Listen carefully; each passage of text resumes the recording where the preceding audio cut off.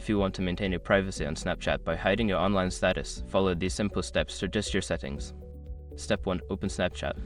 Launch the Snapchat app on your mobile device. Make sure you are logged into your account to access the settings. Step 2. Go to Profile.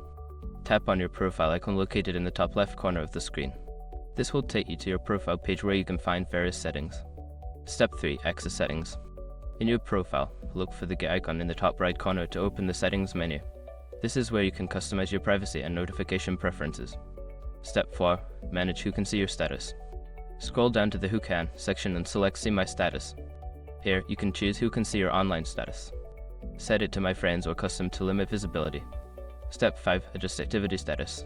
Return to the main settings menu and find the privacy section. Look for the option labeled Show My Activity Status and toggle it off. This will prevent others from seeing when you are active on the app. By following these steps, you can successfully hide your online status on Snapchat and enjoy a more private experience.